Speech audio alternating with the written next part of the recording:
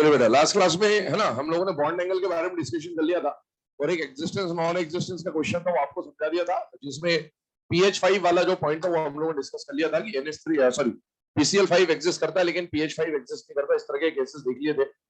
आगे बढ़ते हैं अगले टॉपिक की तरफ और नेक्स्ट जो टॉपिक हमें स्टार्ट करना है दैट इज डाइपोल मोमेंट। अब ये डाइपोल मोमेंट में होते हैं, पहले उसके ऊपर बात कर लेते हैं। तो डाइपोल मोमेंट में सबसे पहला क्वेश्चन तो आपसे क्या पूछेगा कि खुद मॉलिक्यूल के डाइपोल मोमेंट के बारे में पूछ लेगा कि भाई किसका डाइपोल मोमेंट जीरो है या नहीं। मोमेंट जीरो होने या ना होने से आपको क्या पता चलता है कि कौन सा मॉलिक्यूल पोलर होगा और कौन सा मॉलिक्यूल नॉन पोलर होगा। तो पहले तो इसके साइड में क्या क्या क्वेश्चन फ्रेम होते हैं इसके ऊपर वो बात कर लेते हैं, लिख लीजिएगा। To determine dipole moment, to determine dipole moment comma polar oblique non-polar, to determine dipole moment, comma polar oblique non-polar, comma symmetrical oblique asymmetrical, symmetrical oblique asymmetrical,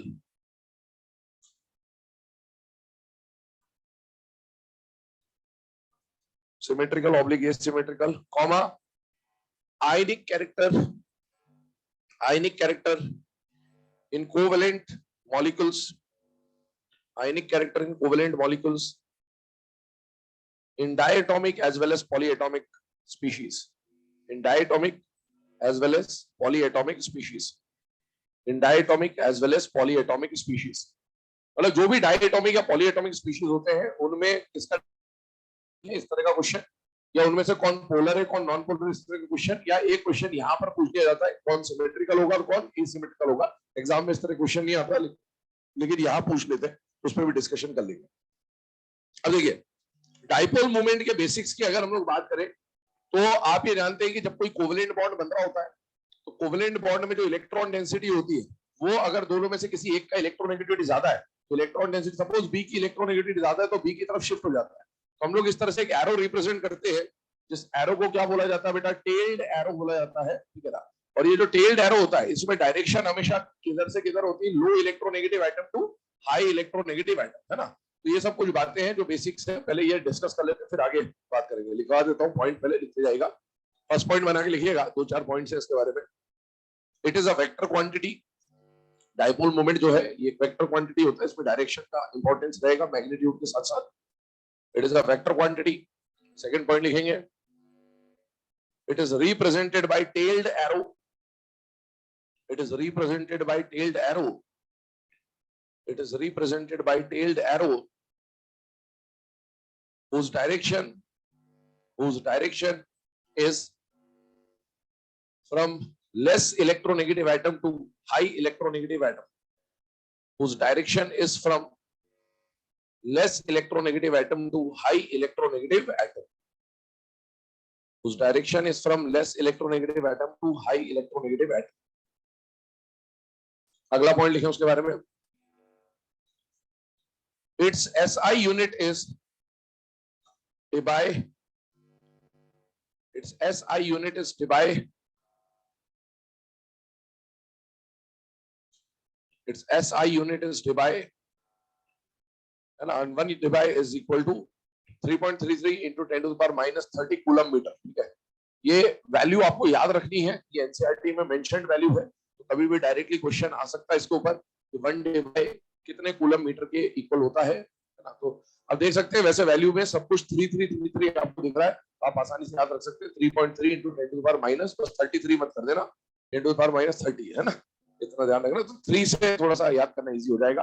फिर इसके बाद फॉर्मूले की बात कर लेते हैं, होता है mu is equal to Q into D, जहां पर क्यू का मतलब क्या हो जाएगा अपना चार्ज और डी का मतलब क्या हो जाएगा डिस्टेंस या फिर इंटरन्यूक्लियर डिस्टेंस भी आप बोल सकते हैं।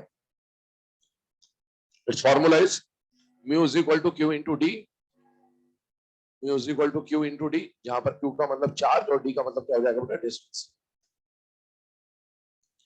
ठीक है।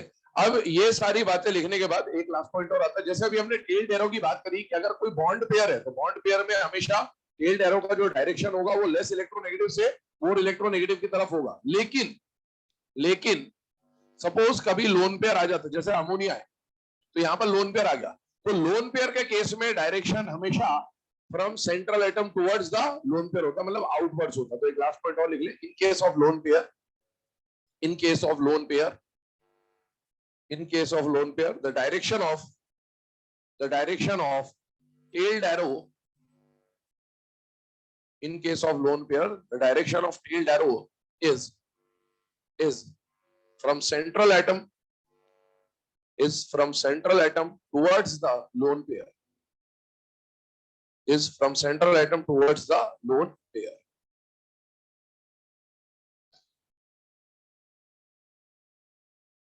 देखिए अब ये सारे पॉइंट्स लिखने के बाद अब मैं आपको थोड़ा सा बेसिक बता दूं इसके बारे में कि डाइपोल मूवमेंट में टॉपिक में हमें पढ़ना कैसे है और कितना पढ़ना है, ये समझना बहुत जरूरी है इस टॉपिक के बारे में। डाइपोल मूवमेंट जो टॉपिक है ना बेटा, ये टॉपिक एक्चुअल में प्रैक्टिकली डिटरमाइंड टॉपिक है ना। जैसे Q into D का वैल्यू अगर आपको पता है तो ही आप डाइपोल मूवमेंट निकाल सकते हो। उसमें दो तरह के क्वेश्चन आते हैं। पहला क्वेश्चन क्या होता है कि एक मॉलिक्यूल आपको दिया गया, मान लो एक मॉलिक्यूल मैंने लिख दिया और इस मॉलिक्यूल का डाइपोल मूवमेंट 0 होगा या 0 नहीं होगा। पहला क्वेश्चन तो ये बनता है और ये बहुत सिंपल क्वेश्चन होता है और ये कैसा भी क्वेश्चन आ जाए आप बहुत आसानी से सॉल्व कर सकते हैं, इसमें कोई दिक्कत नहीं है। आपको स्ट्रक्चर बनाना आने की बस केवल। पर एक क्वेश्चन बनता है जहां पर एक मॉलिक्यूल, दूसरा मॉलिक्यूल, तीसरा मॉलिक्यूल, इनको इंडिविजुअली अगर सॉल्व करना है कि किसका डाइपोल मोमेंट 0 है या नहीं है, वो आप बहुत आसानी से कर सकते हैं। पर एक क्वेश्चन बनता है इनके कंपैरिजन का कि भाई किसका डाइपोल मोमेंट ज्यादा होगा और किसका डाइपोल मोमेंट कम होगा। ये जो किसका डाइपोल मोमेंट ज्यादा होगा और किसका डाइपोल मोमेंट कम होगा ना, ये आप तब तक नहीं पता लगा सकते जब तक आपको इनके Q और D की वैल्यू ना पता हो। बहुत ध्यान सुनना, बहुत ध्यान सुनना। पर हम लोगों को हमारे सिलेबस में कुछ कंपैरिजन करने पड़े। मैं आपको जो कंपैरिजन कराऊंगा वो बिल्कुल क्लियरली समझ ले। एनसीईआरटी जब आप बुक उठाएंगे तो एनसीईआरटी में डाइपोल मोमेंट में टेबल दे रखी है।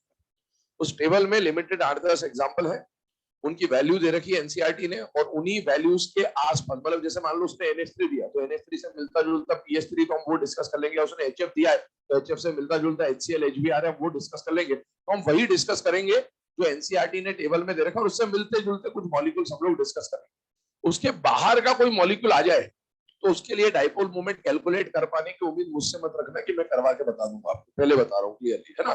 क्यों? क्योंकि ये जो कैलकुलेशन एक Q into D का कैलकुलेशन होता है, हम लोग इसको मैथमेटिकली सॉल्व नहीं कर पाएंगे, हम इसको जुगाड़ से सॉल्व करेंगे। क्यों जुगाड़ से सॉल्व करेंगे उसका कारण समझिएगा।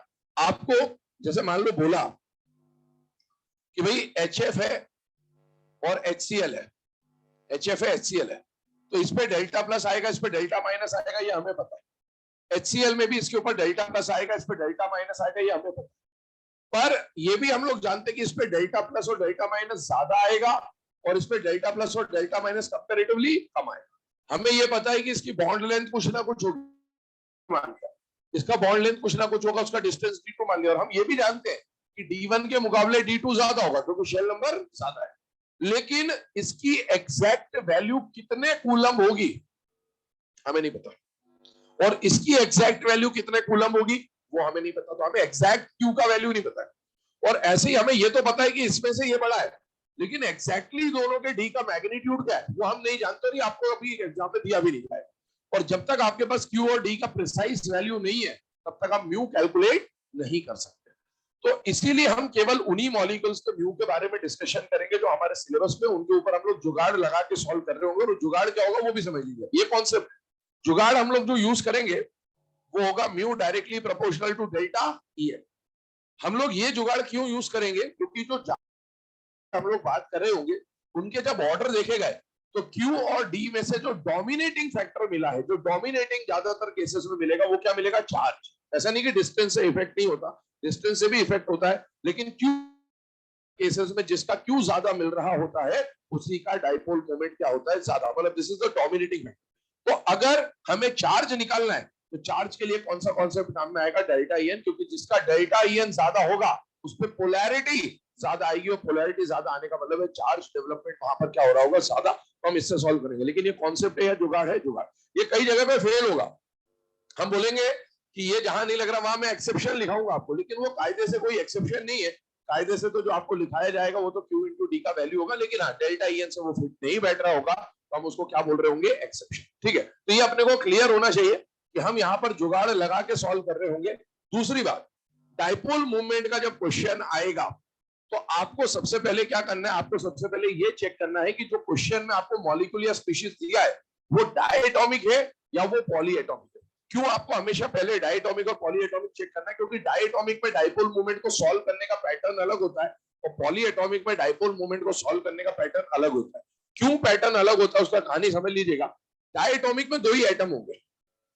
अगर दो ही एटम है, भले सिंगल बॉन्ड हो, डबल बॉन्ड हो, ट्रिपल बॉन्ड हो, दो ही अगर एटम है तो एक ही वेक्टर बनेगा। या तो वेक्टर उधर बनेगा या इधर बनेगा, या हो सकता है नहीं भी बने, क्योंकि अगर दोनों का ईएन सेम हो तो वेक्टर नहीं बनता। तो वहां एक ही वेक्टर, इसलिए उसको सॉल्व सिंगल वेक्टर के हिसाब से किया जाएगा। जबकि पॉलीएटॉमिक जब होगा ना तो वहां दो या दो से ज्यादा वेक्टर होंगे। जब दो और दो से ज्यादा वेक्टर होंगे तो आपको सॉल्व करने के लिए फिजिक्स का इस्तेमाल करना पड़ेगा। मतलब आप ट्राइंगल लॉ, पॉलीगॉन लॉ है ना, parallelogram law, vector addition use करेंगे। हालांकि हम वो भी यूज नहीं करेंगे क्योंकि हमारे लिए वो पॉसिबल नहीं होगा यहाँ पर, लेकिन फिर भी हमें पता होना चाहिए कि हमें उसका इस्तेमाल करना पड़ेगा। ठीक है, चलिए आगे बढ़ते हैं। स्टार्ट करते हैं पहले हम लोग डायटोमिक स्पीशीज के साथ। मान लीजिए एग्जाम में जो मॉलिक्यूल आपको डायपोल मूवमेंट निकालने के लिए आ रहा है या पोलर नॉन पोलर चेक करने के लिए आ रहा है वो है डायटोमिक मॉलिक्यूल या कोई डायटोमिक स्पीशीज। अब उसमें क्या करना होता है वो चेक करिए। सबसे पहली बात, अगर कोई डायटोमिक स्पीशीज है या डायटोमिक मॉलिक्यूल है बेटा, तो डायटोमिक का मतलब क्या होता है नाम से समझ में आना चाहिए। दो एटम से मिलकर बनने वाले मॉलिक्यूल को क्या बोलेंगे? डायटोम। वो जो दो एटम होंगे, अब इसमें दो पॉसिबिलिटी, दोनों एटम सेम हो या दोनों एटम डिफरेंट हो। तो दो पॉसिबिलिटी यहां पर बन के आती है डायटोमिक में, होमो डायटोमिक और हेट्रो डायटोमिक। या तो जो मॉलिक्यूल आपको दिया जाएगा वो होमो डायटोमिक होगा, या फिर कंफर्म है अगर होमो डायटोमिक नहीं है तो वो हेट्रो डायटोमिक होगा। होमो डायटोमिक और हेट्रो डायटोमिक को कैसे पहचानना है, ये तो बहुत सिंपल सी बात है। एग्जांपल की बात कर लेते हैं। मान लीजिए एक मॉलिक्यूल दिया H2 या F2 या Cl2 या Br2 या I2 टाइप का, ये सब मॉलिक्यूल दिए। ये सारे के सारे मॉलिक्यूल क्या है बेटा? डायटोमिक मॉलिक्यूल है और सेम एटम से मिलकर बने, इसीलिए इसको क्या बोलेंगे? होमो डायटोमिक मॉलिक्यूल। अगर हेट्रो डायटोमिक की बात करें तो एग्जांपल में डायटोमिक में आ जाएगा जैसे HF है, HCl है, HBr है, HI है। ये सारे के सारे क्या हो जाते हैं बेटा? हेट्रो डायटोमिक मॉलिक्यूल है। दो एटम से मिलकर बना हुआ मॉलिक्यूल है लेकिन दोनों एटम डिफरेंट है। अब एक बात समझो, जब होमो डायटोमिक मॉलिक्यूल होता है तो इनके लिए डाइपोल मोमेंट का वैल्यू हमेशा क्या मिलेगा बेटा? जीरो मिलेगा, ये बात कंफर्म है। और हेट्रोडायटोमिक के लिए नॉन जीरो मिलेगा, ये बात कंफर्म है। अगर डाइपोल मोमेंट का वैल्यू जीरो होता है तो ऐसे स्पीशीज को बोला जाता है नॉन पोलर। नॉन पोलर मतलब ना तो किसी पे डेल्टा प्लस डेवलप हुआ ना किसी पे डेल्टा माइनस डेवलप हुआ, तो उसको नॉन पोलर बोलेंगे। और जब dipole moment not equal to zero होगा तो कहीं ना कहीं डेल्टा प्लस और डेल्टा माइनस डेवलप हो रहा होगा, तो ऐसे स्पीशीज को क्या बोला जाएगा बेटा? पोलर। अगर कोई चीज, सुनना, अगर कोई चीज का डाइपोल मोमेंट जीरो है तो इसे बोला जाएगा सिमेट्रिकल। क्या बोला जाएगा? सिमेट्रिकल। क्यों बोला जाएगा सिमेट्रिकल? क्योंकि क्लाउड का जो डिस्ट्रीब्यूशन है वो सिमेट्रिकल। देखिए एच में जो क्लाउड होता है जैसा शेयर होना चाहिए वैसा ही शेयर हो रहा है, उसको बोलते हैं सिमेट्रिकल। जबकि HF में क्लाउड डेंसिटी कहीं पर ज्यादा और कहीं पर कम होगी, तो ऐसे स्पीशीज को क्या बोल दिया जाएगा? एसिमेट्रिकल या अनसिमेट्रिकल। दूसरी बात, मैंने बोला था कि ये तो हमने पैटर्न से सॉल्व किया, लेकिन इसके लिए जुगाड़ जो हमें लगाना होता है वो जुगाड़ क्या होता है बेटा? Delta EN। अब आप बताइए, होमोडायटोमिक मॉलिक्यूल अगर है तो उसके लिए डेल्टा EN हमेशा ही क्या आएगा बेटा? जीरो आएगा, क्योंकि दोनों एटम का EN हमेशा सेम है। आप दोनों को जब माइनस करोगे आंसर जीरो आएगा। और आप देख सकते हो म्यू और डेल्टा EN कैसे दिख रहे हैं बेटा? डायरेक्टली प्रोपोर्शनल दिख रहे हैं। जबकि अगर हेट्रोडायटोमिक हुआ बेटा, दो अलग अलग एटम से अगर हम मॉलिक्यूल बना रहे हो तो डेफिनेटली उनका डेल्टा EN जीरो आ ही नहीं सकता, क्योंकि दोनों का EN हमेशा डिफरेंट ही होगा। और इसीलिए आप बोल सकते हैं कि म्यू और डेल्टा EN क्या है बेटा? डायरेक्टली प्रोपोर्शनल है। अब जैसे ही मैंने बोला कि दो डिफरेंट एटम का EN कभी सेम नहीं हो सकता, मतलब वो नॉट इक्वल टू जीरो आएगा, तो कुछ लोगों के दिमाग में कुछ एग्जाम्पल आ सकते हैं।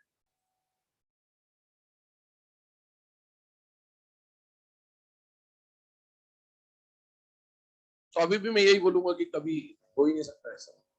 क्यों नहीं हो सकता है?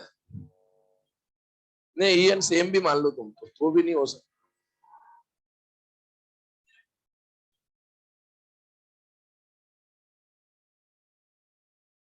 इसका जो मॉलिक्यूल आपके माइंड में आ रहा है वो PH3 होता है, वो डायटोमिक नहीं है, वो पॉली एटॉमिक है।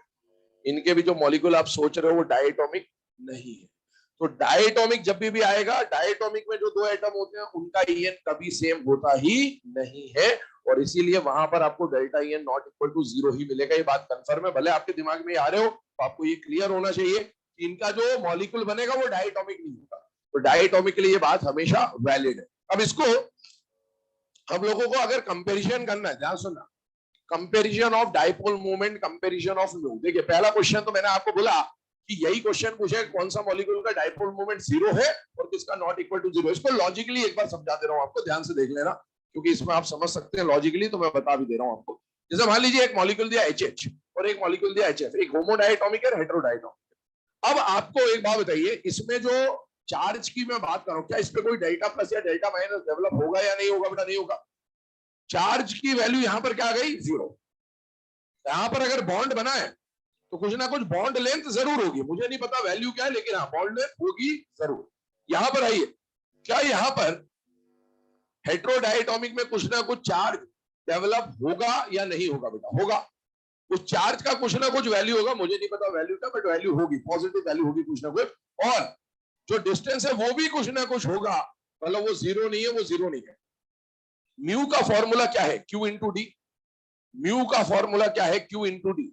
अब आपको समझ में आना चाहिए कि zero into any non zero value, answer क्या आ जाएगा? जीरो। जबकि non zero into non zero value answer zero. यही हम लोगों ने लिखा है कि जब होमोडायटोमिक होता है तो डाइपोल मोमेंट हमेशा क्या आ जाएगा? जीरो। और जब हेटेरोडायटोमिक होगा तो डाइपोल मोमेंट क्या आ जाएगा? Not equal to zero. ये बात यहां पर समझना आसान थी, लेकिन जब पॉली एटॉमिक आएगा तो वहां हम लोग बार बार ये चेक नहीं करेंगे, और इसीलिए मैंने आपको बोला हम लोग डायरेक्टली एक जुगाड़ से सॉल्व करेंगे, और वो जुगाड़ क्या होगा? डेल्टा ईएन का। अब आगे सुनेगा, मान लो एग्जाम में सेकेंड टाइप का क्वेश्चन आया, और वो सेकेंड टाइप का क्वेश्चन क्या बनता है कि मान लो जैसे आपको बोला एच करना, तो आपने कंपेयर कर लिया कि ये जीरो है, ये नॉन जीरो, इसका डाइपोल मोमेंट ज्यादा, इसका डाइपोल मोमेंट कम। लेकिन HFH ये भी नॉन जीरो, ये भी नॉन जीरो, ये भी नॉन जीरो, ये भी नॉन जीरो, इनमें कंपेयर करना है। तो कंपेयर कैसे करेंगे? कंपेयर करने का एक्चुअल तरीका तो Q इंटू डी है, लेकिन हमारे पास वो Q इंटू डी नहीं है, तो हमने एक जुगाड़ बना लिया, और वो जुगाड़ क्या है कि mu directly proportional to delta EN से हम लोग सॉल्व करेंगे, क्योंकि डेल्टा ईएन ज्यादा होने से चार्ज ज्यादा आएगा, और चार्ज ज्यादा आएगा तो जनरली चार्ज डोमिनेटिंग फैक्टर होता है, और इसीलिए उसका डाइपोल मोमेंट भी ज्यादा मिलता है। जैसे मान लीजिए आपको एग्जाम्पल HCl, PR, HI, और ये सारे जो क्वेश्चन हम लोग देख रहे हैं सब एनसीआर, तो इसमें बोला डाइपोल मोमेंट कंपेयर करना है, तो ध्यान रखना डाइपोल मोमेंट कंपेयर करते वक्त सीधे डेल्टा ईएन मत निकालने लगना। पहले हमेशा ये चेक करिएगा कि किसका डाइपोल मोमेंट जीरो है और किसका डाइपोल मोमेंट जीरो नहीं है। क्यों? क्योंकि मान लो एक डाइपोल मोमेंट जीरो और बाकी नॉन जीरो, तो जो जीरो वाला है ना उसके लिए डेल्टा ईएन नहीं निकालेंगे, उसको तो डायरेक्टली उठा के पीछे रख देना है ऑर्डर में कि वो तो जीरो है, और बाकी जो बचेंगे नॉन जीरो उन्हीं में डेल्टा ईएन कंपेयर करना। इसके अंदर अगर डेल्टा ईएन लगा दिया ना, तो हो सकता है ये ऑर्डर में यहाँ आ जाए, कि हो सकता है कि यहाँ आ जाए, कि हो सकता है कि यहाँ आ जाए, जबकि इसको कहाँ जाना चाहिए था? पीछे जाना चाहिए था। इसीलिए हमेशा पहले ये चेक करेंगे किसका डाइपोल मोमेंट जीरो है और किसका डाइपोल मोमेंट जीरो नहीं है। फिलहाल में सारे हेटेरोडायटोमिक है, तो इनका तो सबका डाइपोल मोमेंट नॉट बोला, ये आगे पॉली एटॉमिक में भी लगेगा, इसलिए इसको ध्यान। डेल्टा ईएन पे आते हैं, डेल्टा ईएन निकालो तो 4 माइनस 2.1, 3 माइनस 2.1, 2.8 माइनस 2.1 और 2.5 माइनस 2.1, यहां पर आ जाएगा 1.9, यहां आ जाएगा 0.9, 0.7 और 0.4। लेफ्ट टू राइट जाने पर जो है वो डिक्रीज हो रहा है, तो डाइपोल मोमेंट भी डिक्रीज हो जाएगा। मतलब इनमें से सबसे ज्यादा डाइपोल मोमेंट HF, फिर HCl, फिर HBr और फिर HI का आ जाएगा। नोट करें इसे, ये डायटोमिक के बारे में डिस्कशन था। फिर आते हैं पॉली एटॉमिक पे।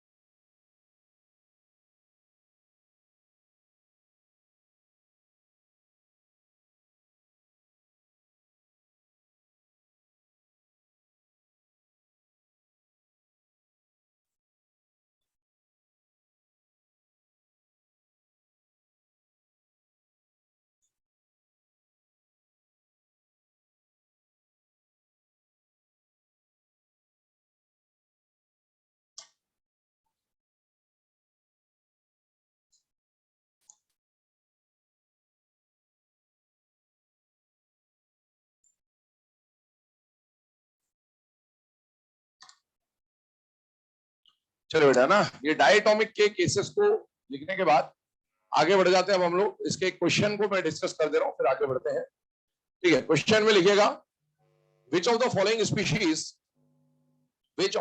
Species has maximum dipole moment? Which of the following species has maximum dipole moment? पहला ऑप्शन लिखिएगा H2, दूसरा ऑप्शन लिखिएगा F2, HF, चौथा ऑप्शन लिखिएगा HI। Correct answer is HF। सबसे पहले आपने चेक करा कौन जीरो है कौन नॉन जीरो है। H2 और F2 तो दोनों का डाइपोल मोमेंट जीरो आ जाएगा क्योंकि दोनों होमोडायटोमिक है, और HF और HI हेटेरोडायटोमिक है तो उनका डाइपोल मोमेंट क्या आ जाएगा, नॉट इक्वल टू जीरो। और जब नॉट इक्वल टू जीरो है तो हेटेरोडायटोमिक में सीधे सीधे आपको डेल्टा EN निकालना है, जिसका डेल्टा EN ज्यादा उसका डाइपोल कौन हो जाएगा, यहाँ पर HF हो जाएगा। ठीक है, चलिए अब आगे बढ़ते हैं पॉलीएटॉमिक की तरफ। पॉलीएटॉमिक स्पीशीज में सॉल्व कैसे करना होगा उसके ऊपर डिस्कशन कर रहे हैं। पहले हम इंडिविजुअल स्ट्रक्चर की बात करेंगे कि भाई कैसे आपको चेक करना होता है कि कौन सा स्पीशीज पोलर होगा और कौन सा स्पीशीज नॉन पोलर होगा। एक बात समझ लीजिएगा, जब भी पॉलीएटॉमिक स्पीशीज का केस आएगा तो बोला कि यहाँ पर एक वेक्टर नहीं होगा, एक से ज्यादा वेक्टर होगा, और एक से ज्यादा वेक्टर होगा तो आपको सॉल्व करने में क्या ये वो समझिएगा। मॉलिक्यूल दिया CH4। अब CH4 का अगर मैंने स्ट्रक्चर बना दिया तो ये स्ट्रक्चर बन गया बेटा CH4 का, और आपको यहां पर वेक्टर कितना मिलेगा, एक वेक्टर मिलेगा या मोर देन वन वेक्टर मिलेगा बेटा, मोर देन वन, है ना। हमेशा मोर EN की तरफ ज्यादा होगा, तो लेस EN से मोर EN की तरफ मैंने एरो दिखा दिया। अब इसमें प्रॉब्लम क्या फेस करें, वेक्टर होता है और हमें रिजल्टेंट वेक्टर निकालना है, तो हमें क्या करना पड़ेगा बेटा, फिजिक्स का इस्तेमाल करना पड़ेगा। और आप जानते हैं रिजल्टेंट का फॉर्मूला, R का फॉर्मूला होता है R1 square plus R2 square plus 2R1 R2 cos theta. बस वो R को हमने यहाँ पर क्या लिख दिया, म्यू लिख दिया, क्योंकि हम वेक्टर की बात कर रहे हो डाइपोल मोमेंट का वेक्टर, तो हमने इस तरह से इसको रिप्रेजेंट कर दिया। अब आप तब लगा पाओगे जब आपको म्यू का वैल्यू पता हो, और म्यू का वैल्यू पता होने के लिए आपको Q1 इंटू D1 पता होना चाहिए, और म्यू2 पता होने के लिए आपको Q2 इंटू D2 पता होने चाहिए, तब जाके आप ये फॉर्मूला लगा पाओगे। हमें Q और D का वैल्यू दिया ही नहीं जाएगा तो हम इस फॉर्मूले का यूज कर नहीं सकते जो रिजल्टेंट का होता है। बाय चांस एग्जामिनर ने तरस खाके अपने को Q और D का वैल्यू दे भी दिया, Q1 D1 और Q2 और D2 का वैल्यू दे भी दिया, तो क्या गारंटी कि अपन उसका मल्टीप्लीकेशन सही कर लेंगे, इसका भी कोई गारंटी नहीं है। ठीक है, तो अपने पास ये जो वैल्यू है इसका मल्टीप्लीकेशन भी करना पड़ेगा, वहां पर भी गड़बड़ी हो सकती है ना। तो एक बात ये हो गई, फिर उसका स्क्वायर निकालना है, निकले फिर डेसिमल में रहेगा, स्क्वायर 5 का स्क्वायर निकाल दे 25। फिर उसके बाद ये निकाल भी लिया तो यहाँ दिक्कत आ जाएगी। क्यों? क्योंकि आप देखिए यहाँ पर जो एंगल होता है आइडियल वो होता है 109.5 डिग्री, और cos 30 डिग्री होता, 45 डिग्री होता, 60 डिग्री होता, तो हम निकाल लेते। cos 109.5 का वैल्यू जब तक देगा नहीं ना आप सॉल्व कर सकते ना मैं सॉल्व कर सकता। ठीक है, तो आपको ये वैल्यू नहीं पता, बाय चांस एग्जामिनर ने वैल्यू दे भी दी तो तुम रूट सही निकाल लोगे, इसकी क्या गारंटी। तो मतलब इस क्वेश्चन में दे भी देना वैल्यू तो भी सॉल्व नहीं होगा, दिक्कत। और इतना करने के बाद तुमने उसने रूट भी दे दिया तुमको, कि इसका रूट ये होता है, और तुमने निकाल लिया, तो अभी इसका जो रिजल्टेंट आएगा वो इसके साथ सॉल्व होगा फिर। हाँ, तो छोड़ क्यों देंगे भाई। ठीक है, अब मतलब अपने को एक बात लॉजिकली समझ में आ जानी चाहिए कि इसको फिजिक्स की मेथड से अगर हम लोग सॉल्व करने जाएंगे तो हमारे लिए पॉसिबल नहीं है। तो अब हम इसको जुगाड़ से ही सॉल्व करेंगे, और जुगाड़ हमारा क्या है कि हमें स्ट्रक्चर हमने जो पढ़े हाइब्रिडाइजेशन में, हम उसके जुगाड़ के थ्रू उसको सॉल्व कर रहे होंगे। ठीक है, अब जुगाड़ की बात करें तो क्या क्या पॉसिबिलिटी, लेकिन हमें फैक्ट पता होना चाहिए कि जो एक्चुअल में इनका डाइपोल मोमेंट निकाला गया है वो एक्चुअल में तो रिजल्टेंट के फॉर्मूले से ही निकाला गया है, लेकिन हमारे पास वो फॉर्मूले हमारे लिए फिजिबल नहीं है, इसलिए हम उसको यूज नहीं करेंगे। कैलकुलेटर अलाउड होता तो हम कर लेते, ठीक है, बट कैलकुलेटर अलाउड नहीं है, इसलिए हम उससे सॉल्व नहीं करेंगे। तो पहले तो पॉइंट बता रहा हूं कि हमें पता तो होना चाहिए कि निकाला तो ऐसे ही जाता है रिजल्टेंट के फॉर्म में। ठीक है, स्टेटमेंट लिखिएगा, in polyatomic species there are more than one vector, there are more than one vector, there are more than therefore the net dipole moment is calculated by taking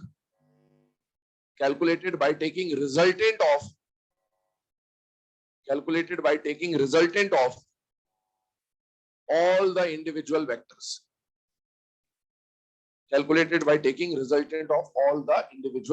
जो सारे individual vector बेटा उनका resultant निकालेंगे, उससे हम लोग क्या calculate कर रहे होंगे, डाइपोल मोमेंट कैलकुलेट कर रहे होंगे, नेट डाइपोल मोमेंट। बट ये प्रैक्टिकल अप्रोच है, ये हमारे लिए फिजिबल नहीं होगा करंट सिनेरियो में। तो अब हम लोग जुगाड़ क्या लगाने वाले हैं उसके ऊपर बात करते हैं। हमारे पास मॉलिक्यूल्स के डाइपोल मोमेंट का डेटा ऑलरेडी अवेलेबल है, तो उन डेटा को यूज करके हमने कुछ पॉइंट्स यहाँ पर बना रखे, उन पॉइंट्स को हम लोग यहाँ पर लिखने वाले हैं। पहला पॉइंट जो बोल रहा हूँ नोट बना के फर्स्ट पॉइंट लिखिएगा,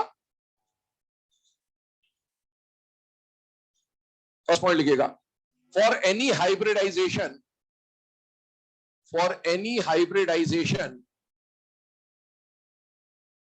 if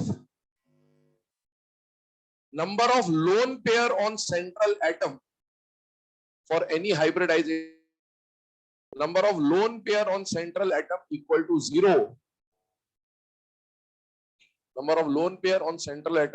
0, and all side atoms are same,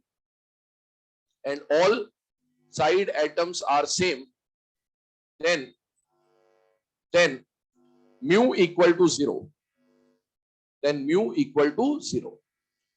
मतलब अगर कोई भी hybridization in the sense sp से लेकर sp3d3 हो, और अगर सेंट्रल एटम के पास कितना लोन पेयर हो बेटा 0, और विद इन द ज्योमेट्री सारे साइड एटम सेम हो, तो ऐसे मॉलिक्यूल का डाइपोल मोमेंट हमेशा 0 ही मिलता है, क्योंकि वो जितने भी जो स्ट्रक्चर बनेंगे वो स्पेस में पहले से ही ऐसे अरेंज हो आए हैं कि उनका वेक्टर एक दूसरे को क्या कर देगा बेटा, कैंसल कर देगा। सेकेंड पॉइंट लिखिएगा, for any hybridization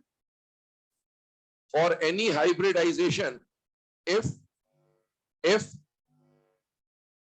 number of lone pair on central atom equal to 1,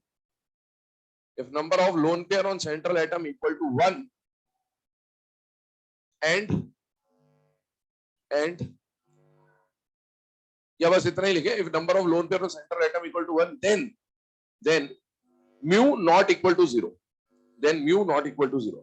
अगर सेंट्रल एटम पे एक लोन पेयर है केवल, चाहे सेम हो डिफरेंट हो कुछ भी हो, कैसा भी केस हो, डाइपोल मोमेंट कभी भी 0 नहीं होगा। क्यों 0 नहीं होगा, इसका कारण समझिएगा, क्योंकि जो लोन पेयर का डाइपोल मोमेंट होगा और जो बॉन्ड पेयर का डाइपोल मोमेंट होगा, वो भले सेम डायरेक्शन में हो चाहे ऑपोजिट डायरेक्शन में, वो एक दूसरे को कैंसल आउट नहीं कर पाएंगे। क्यों, ऑपोजिट सेम डायरेक्शन में हो तो ऐड हो ही जाएंगे, ऑपोजिट डायरेक्शन में हुए तो ये किसी बॉन्ड की वजह से मैग्नीट्यूड दे रहा होगा और ये किसी लोन पेयर की वजह से मैग्नीट्यूड दे रहा होगा। दोनों को डायरेक्शन भले ऑपोजिट है लेकिन मैग्नीट्यूड अलग अलग होगा और इसलिए कैंसिल नहीं होगा। थर्ड पॉइंट लिखे, for any hybridisation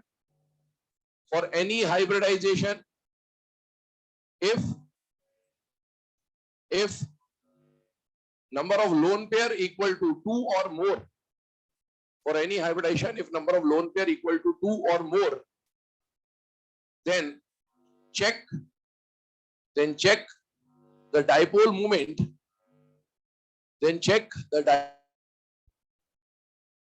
using structure, check the dipole moment using structure, चलिए अब हम लोग यहाँ पर डिस्कशन स्टार्ट कर रहे हैं बेटा, क्या क्या कंडीशन है। ये जो तीसरी बात आपको लिखाई गई है, तीसरी बात का मतलब क्या है, केस नंबर 1 और 2 जो है, अगर वो दोनों नहीं है उसके अलावा कोई भी केस आए, आपको हमेशा स्ट्रक्चर बना के डाइपोल मोमेंट को चेक करना पड़ेगा। 2 से ज्यादा लोन पेयर उसमें कुछ भी हो सकता है, डाइपोल मोमेंट 0 हो भी सकता है और नहीं भी हो सकता है। स्टार्ट करते हैं इसको, देखते जाइएगा। हमें इनमें से बहुत सारे केसेस के रिजल्ट डायरेक्टली पता होंगे, लेकिन हम फिर भी इसको डायरेक्शन से सॉल्व कर रहे होंगे ताकि हमें जब डायरेक्शन को चेक करना होगा with the help of structure, जो थर्ड वाला केस लिखा है उसके लिए, तो उसकी प्रैक्टिस हम लोग पहले से करते हुए चल रहे हैं। जैसे मान लीजिए BeF2 दिया गया, अब BeF2 में डाइपोल मोमेंट चेक करना है कि 0 है या नॉन 0। पहली बात, डाइपोल मोमेंट का क्वेश्चन आता है, ये देखना है कि डायटोमिक है या पॉलीएटोमिक। ये जितने भी केस अभी आपके सामने लिखे जाएंगे सारे पॉलीएटॉमिक होंगे। अगर डायटॉमिक होगा तो होमोडायटॉमिक है तो जीरो, हेटेरोडायटॉमिक है तो नॉन जीरो, और अगर पॉलीएटॉमिक आए तो आप हाइब्रिडाइजेशन से चलेंगे, लोन पेयर चेक करेंगे है नहीं है, साइड एटम कैसे कैसे नहीं। BF2 में सेंट्रल एटम पे लोन पेयर कितना है? जीरो। क्या ऑल साइड एटम सेम है या नहीं बेटा? है। अगर लोन पेयर जीरो है, ऑल साइड एटम सेम है, तो इसका मतलब है डाइपोल मोमेंट क्या आ जाएगा? जीरो। और अगर मॉलिक्यूल का डाइपोल मोमेंट जीरो है, ऐसे मॉलिक्यूल को क्या बोला जाएगा? Non polar. हमने ये आंसर डायरेक्टली निकाल लिया। ऐसे बहुतों के आंसर हम डायरेक्टली निकाल सकते हैं, लेकिन हम लॉजिकली समझ रहे हैं क्योंकि आगे हमें उसकी जरूरत पड़ेगी।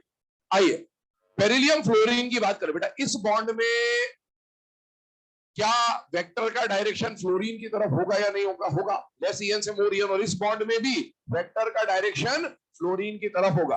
अब आप सोचो, इस चार्ज होगा क्यू, इस बॉन्ड में जो चार्ज होगा क्यू, क्या दोनों का क्यू बराबर होगा या नहीं होगा? होगा।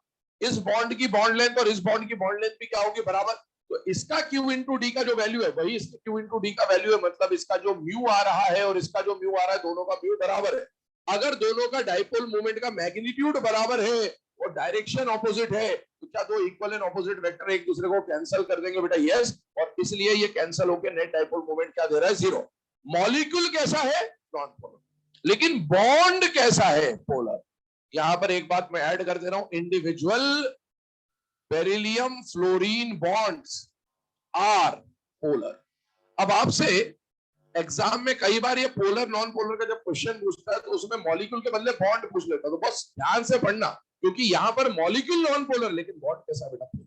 तो आपसे पूछ सकता है इन BEF2 which of the following statement is correct? Incorrect. The molecule is non-polar, the bond is polar, the bond is non-polar, the molecule is polar। इस तरह के क्वेश्चन बना के दे सकता है, तो अपने को समझ में आना चाहिए। बॉन्ड तो पोलर है क्योंकि बॉन्ड में डेल्टा ईएन है, लेकिन इसकी पोलैरिटी और इसकी पोलैरिटी एक दूसरे को क्या कर दे रहे हैं बेटा? कैंसिल। इसलिए मॉलिक्यूल एज अ होल क्या बन जा रहा है? Non polar. आइए अगले केस पे चलते हैं। सेकंड वाले एग्जांपल को समझिए। BCl3 आपको दिया, सेंट्रल एटम पे लोन पेयर जीरो है, सभी साइड एटम सेम है। अगर लोन पेयर जीरो हो, सभी साइड एटम सेम हो, ऐसे मॉलिक्यूल का डाइपोल मॉलिक्यूल कैसा आ जाएगा? Non polar. बॉन्ड बताइए, बॉन्ड पोलर होगा या नॉन पोलर होगा? पोलर। अब इसमें सॉल्व कैसे करना है? ये तो दो ही वेक्टर थे, अभी और वेक्टर बढ़ते जा रहे हैं, तो कैसे सॉल्व करना? देखो, इसमें जो वेक्टर का डायरेक्शन होगा लेस ईएन से मोर ईएन, लेस ईएन से मोर ईएन, लेस ईएन से मोर ईएन। अब इसको थोड़ा सा लॉजिकली समझिए। लेस ईएन से मोर ईएन, आप देख सकते हैं उसी के जस्ट बाजू में मैंने एक ऐसे है ना हॉरिजॉन्टल लाइन बना रखी है बहुत सारी जगह। ये जो हॉरिजॉन्टल लाइन बना रखी है, यहाँ पर कौन है बेटा? Boron, chlorine, chlorine, chlorine. Vector इधर जा रहा है, वेक्टर इधर जा रहा है, वेक्टर इधर जा रहा है। वो जो हॉरिजॉन्टल लाइन है वो बोरॉन को रिप्रेजेंट कर रहा है, सेंट्रल एटम को रिप्रेजेंट कर रहा है। ठीक है। अब आप देखो, सेंट्रल एटम, ये जो हॉरिजॉन्टल लाइन है सेंट्रल एटम की लाइन। अब इस सेंट्रल एटम से ऊपर जितने भी वेक्टर है और नीचे जितने भी वेक्टर है उनका रिजल्टेंट निकालिए पहले। अब बताइए, सेंट्रल एटम से ऊपर कितना वेक्टर दिख रहा है? वो वेक्टर का डायरेक्शन कहां जा रहा है? ऊपर। और वो वेक्टर का जो मैग्नीट्यूड होगा वो क्लोरीन की वजह से होगा। हमेशा मैग्नीट्यूड जो आप लिखोगे वो साइड एटम की वजह से लिखोगे, सेंट्रल एटम की वजह से नहीं लिखोगे। क्यों सेंट्रल एटम की वजह से नहीं लिखोगे? क्योंकि सेंट्रल एटम तो हमेशा मॉलिक्यूल में एक ही होगा, साइड एटम चेंज हो सकते हैं, और इसीलिए हम लोग यहाँ पर साइड एटम की वजह से लिखेंगे, क्योंकि हो सकता है यहाँ क्लोरीन होता है, यहाँ फ्लोरीन होता, कुछ और होता, लेकिन सेंट्रल एटम सेम रहेगा। अब सुनिए, सेंट्रल एटम से नीचे कितने वेक्टर जा रहे हैं? दो। तो सेंट्रल एटम के नीचे वाले वेक्टर का रिजल्टेंट आप निकालिए, एक इधर जा रहा है, एक इधर जा रहा है। क्या रिजल्टेंट ठीक बीचों बीच आएगा या नहीं आएगा? आएगा। तो एक वेक्टर का जो डायरेक्शन है, रिजल्टेंट वेक्टर का जो डायरेक्शन है इन दोनों का, नीचे वालों का, वो नीचे आएगा। और वो किसकी वजह से आ रहा है? क्लोरीन की वजह से आ रहा है या फ्लोरीन की वजह से आ रहा है? किसकी वजह से आ रहा है? क्लोरीन की वजह से। अब आप देखो, यहां पर भी हमने लिख दिया ड्यू टू क्लोरीन। अब एक बात देखें, दोनों वेक्टर का डायरेक्शन क्या है? ऑपोजिट। और मैग्नीट्यूड दोनों का किसकी वजह से? Chlorine. Equal and opposite magnitude के ये जो जाएंगे बेटा कैंसिल, नेट डाइपोल मोमेंट क्या आ जाएगा? जीरो। आगे बढ़ जाते हैं तीसरे केस पे। CH4 आया, सपोज CH4 का स्ट्रक्चर सोचिएगा। CH4 का स्ट्रक्चर कुछ इस तरह से बना हुआ। अब आप देखो, इसमें जो मोर इलेक्ट्रोनेगेटिव एटम है वो कौन है बेटा? कार्बन। तो वेक्टर आएगा कार्बन की तरफ, वेक्टर आएगा कार्बन की तरफ, वेक्टर आएगा कार्बन की तरफ, और वेक्टर आएगा कार्बन की तरफ। फिर से सेंट्रल एटम से ऊपर जितने वेक्टर हैं उनका रिजल्टेंट निकालिए, और सेंट्रल एटम से नीचे जितने वेक्टर हैं उनका रिजल्टेंट निकालिए। ये हॉरिजॉन्टल लाइन किसको दिखा रही? Central atom. बताइए, सेंट्रल एटम से ऊपर कितना वेक्टर है? एक। वो वेक्टर का डायरेक्शन कहां जा रहा है? नीचे की तरफ। और वो किसकी वजह से है बेटा? Due to hydrogen. और सेंट्रल एटम के नीचे एक इधर आ रहा है कार्बन की तरफ आ रहा है, एक इधर आ रहा है कार्बन की तरफ, एक इधर आ रहा है कार्बन की तरफ। इन तीनों का जो नेट रिजल्टेंट आएगा वो ठीक बीचों बीच आएगा। ये बात भी आपको समझनी है यहाँ पर। ये जो तीनों का रिजल्टेंट है नीचे वालों का, ये ठीक ऊपर आ रहा होगा ऐसा। इसकी वजह से आ रहा है बेटा ड्यू टू हाइड्रोजन, क्योंकि यहाँ पर साइड एटम हाइड्रोजन ही है। अब दोनों वेक्टर को अगर हम लोग देखें तो दोनों वेक्टर का magnitude and direction equal and opposite है, तो आपस में क्या हो जाएंगे, cancel out, net dipole moment क्या हो जाएगा, जीरो। और इसको हम डायरेक्टली सॉल्व करते तो कैसे सॉल्व करते, loan pair zero, all side atom same, dipole moment zero. Loan pair zero, all side atom same, dipole moment zero, जो केस नंबर 1 लिखाई गया आपको। आइए CH Cl3 पे चलते हैं। मैं पहले 5-10 केस आपको समझा दे रहा हूँ, फिर कुछ केसेस आप डिस्कस कर लेंगे। CH Cl3 क्लोरोफॉर्म आपको दिया गया। यहां पर पहले आपने लोन पेयर निकाला, लोन पेयर क्या आ रहा है, जीरो। लेकिन क्या ऑल साइड एटम सेम है या नहीं है बेटा, नहीं। तो इसमें ना तो केस 1 लगेगा ना केस 2 लगेगा। आप इसमें स्ट्रक्चर बना के सॉल्व करेंगे। स्ट्रक्चर से कैसे सॉल्व किया जा रहा है वो समझ लेते हैं।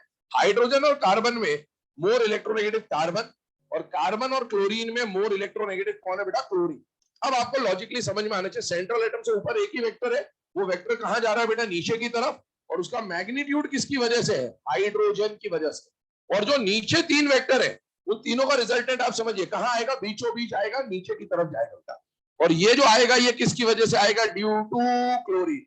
क्या दोनों वेक्टर का डायरेक्शन सेम है या नहीं है बेटा, है। तो ये वेक्टर सब्ट्रैक्ट तो नहीं होंगे, ऐड होंगे, और अगर ऐड हो गए तो डाइपोल मोमेंट कम से कम जीरो तो नहीं आएगा। इसका मतलब मॉलिक्यूल कैसा हो जाएगा, पोलर।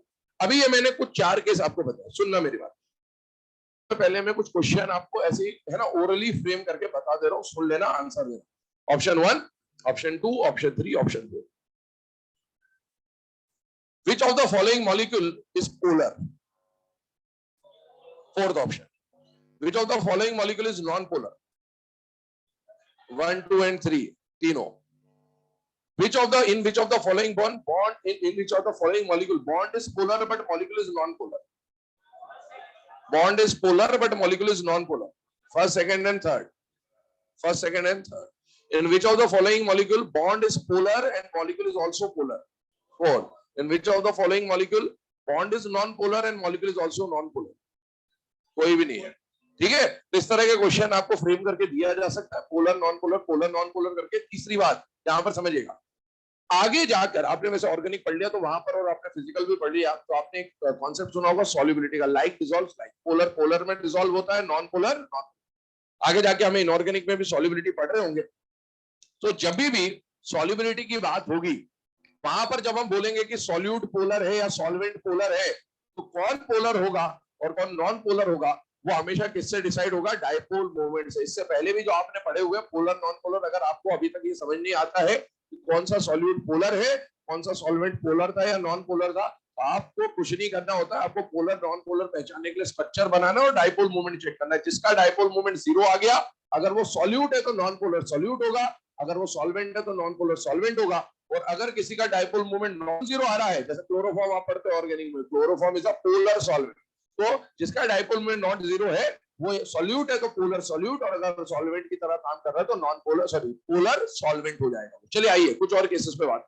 अमोनिया, मैंने आपको केस नंबर 2 लिखाया कि अगर किसी मॉलिक्यूल में एक लोन पेयर है तो उसका डाइपोल मोमेंट कभी भी जीरो नहीं हो सकता। आइए उसकी तरफ चलते हैं। अमोनिया, अमोनिया का स्ट्रक्चर जब हमने बनाया तो बेटा इसमें एक लोन पेयर है, और लोन पेयर की आपको पॉइंट लिखाया था कि डायरेक्शन जो होगा वो सेंट्रल एटम से लोन पेयर की तरफ होगा, और यहां पर लेस En से मोर En, लेस En से मोर En, लेस En से मोर En।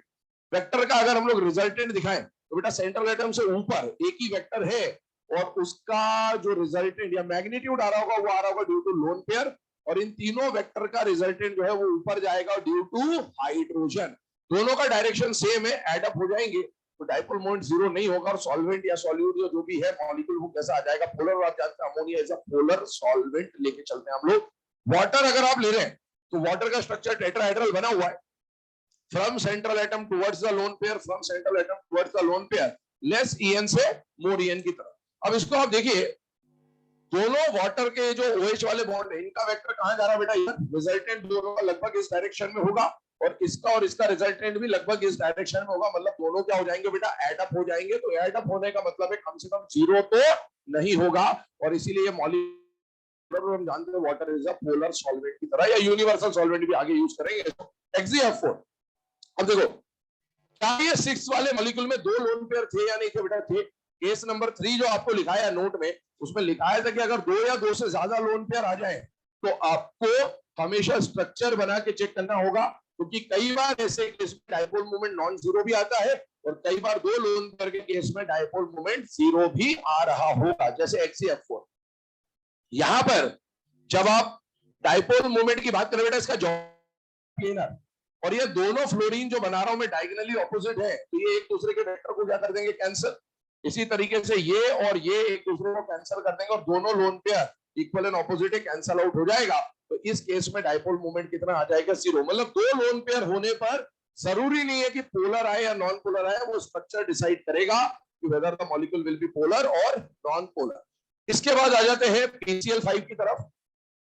यहां पर इक्वेटोरियल और एक्सियल वाली पोजीशंस की बात हम लोगों को करनी है। ये केस बता देता हूं आपको, देखिएगा।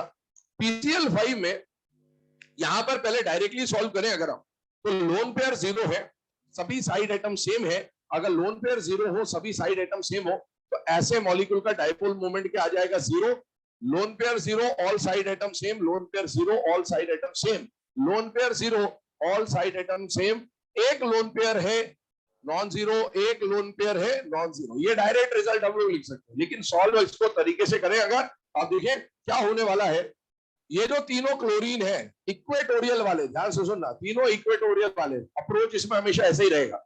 इक्वेटोरियल को इक्वेटोरियल से कंपेयर करेंगे और एक्सियल को एक्सियल से कंपेयर करेंगे। तीनों क्लोरीन इक्वेटोरियल वाले हैं, क्या इनका एंगल आपस में 120 डिग्री है या नहीं है बेटा? है। ट्राइंगल लॉ वेक्टर एडिशन लगाइए, तीनों वेक्टर आपस में क्या हो जाएंगे? कैंसिल। और ये जो क्लोरीन ऊपर जा रहा है और क्लोरीन नीचे जा रहा है, ये 180 पे है, इक्वल एंड ऑपोजिट है, कैंसिल हो जाएंगे, net dipole moment zero.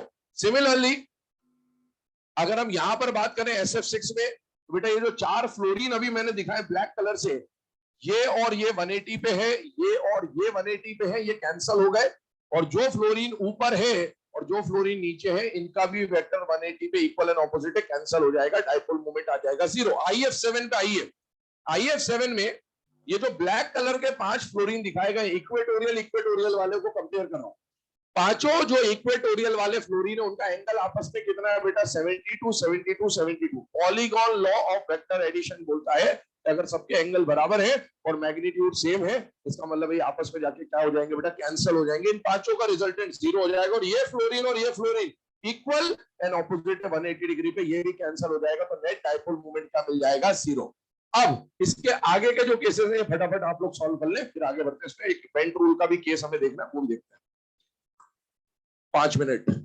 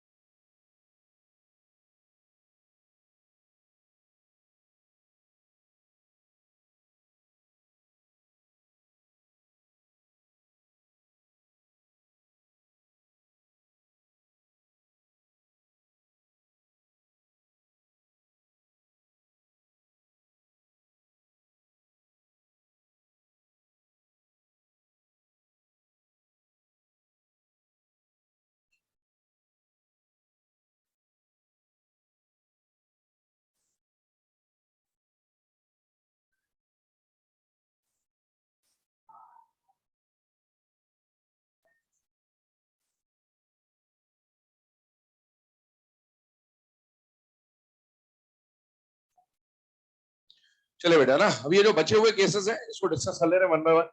SF4 की अगर बात की जाए तो आपको समझ में आ रहा है, एक लोन पेयर है, डायरेक्टली रिजल्ट लिख रहा हूं, एक लोन पेयर के केस में डाइपोल मोमेंट कभी भी जीरो नहीं होगा। क्यों नहीं होगा? आप इक्वेटोरियल इक्वेटोरियल को देख लें केवल, फ्लोरीन फ्लोरीन और कैंसल आउट नहीं होगा। SO2 में एक लोन पेयर है, दोनों ऑक्सीजन का रिजल्टेंट नीचे जाएगा, लोन पेयर का रिजल्टेंट ऊपर जाएगा, डायरेक्शन ऑपोजिट है लेकिन मैग्नीट्यूड बराबर नहीं होगा, कैंसिल नहीं होगा। SO3 में सब कुछ कैंसिल आउट हो जाएगा, डाइपोल मोमेंट जीरो। HCN की बात करें बेटा, हाइड्रोजन और कार्बन में मोर इलेक्ट्रोनेगेटिव कार्बन और नाइट्रोजन में मोर इलेक्ट्रोनेगेटिव कौन हो जाएगा? नाइट्रोजन। दोनों का वेक्टर सेम डायरेक्शन में एड अप हो जाएगा, डाइपोल मोमेंट जीरो नहीं होगा, मॉलिक्यूल कैसा हो जाएगा? पोलर। PF3 में एक लोन पेयर बेटा, एक लोन पेयर अगर किसी के भी पास में आता है तो उसका डाइपोल मोमेंट कभी भी जीरो नहीं होगा। क्यों नहीं होगा? क्योंकि आप देख सकते हैं सेंट्रल एटम के ऊपर एक ही वेक्टर है, नीचे तीन वेक्टर है, नीचे वाला रिजल्टेंट नीचे जाएगा, ऊपर वाला रिजल्टेंट ऊपर जा रहा है, लेकिन दोनों का मैग्नीट्यूड अलग होगा और इसीलिए कैंसिल नहीं होंगे, dipole moment not equal to zero. ये वाले में भी लोन पेयर जीरो है लेकिन साइड एटम सेम नहीं है, और साइड एटम सेम नहीं तो आपस में वेक्टर कैंसिल नहीं हो पाएगा, और वेक्टर अगर कैंसिल नहीं होगा तो डाइपोल मोमेंट क्या हो जाएगा? Not equal to zero. Sulphate की अगर बात करें तो all side atom same, dipole moment क्या आ जाएगा? जीरो। और रेजोनेंस हमने लास्ट क्लास में बात भी करा था, हाइब्रिड बना दिया उस तरह से। CO2 की बात करें, बहुत सिंपल सा मॉलिक्यूल है, समझ में आ जाता है, दोनों वेक्टर कैंसिल हो जाएंगे और नेट डाइपोल मोमेंट कितना आ जाएगा? जीरो। एक और केस ले लेते हैं 19 वाला। इसमें सपोज आपको बोला गया OF2, सपोज आपको मॉलिक्यूल दिया H2O की तरह ही OF2 दिया हुआ, और इसमें आपको बोला डाइपोल मोमेंट चेक करना है। तो बेटा ऑक्सीजन ने अपने आसपास 4 पोजीशन तैयार करी है और उसमें 2 पोजीशन पे कौन आ रहा है? Lone pair. 2 जगह पर कौन आ रहा है? Bond pair. दोनों लोन पेयर का जो डाइपोल होगा वो तो आउटवर्ड जाएगा, लेकिन ऑक्सीजन फ्लोरीन में फ्लोरीन का रिजल्टेंट देखिए समवॉट इधर आ रहा है और दोनों ऑक्सीजन लोन पेयर का रिजल्टेंट उधर जा रहा है। दोनों का डायरेक्शन तो ऑपोजिट है लेकिन मैग्नीट्यूड बराबर नहीं होगा, इसलिए कैंसिल नहीं होगा, डाइपोल मोमेंट क्या आ जाएगा? नॉन जीरो डाइपोल मोमेंट आपको मिल जाएगा।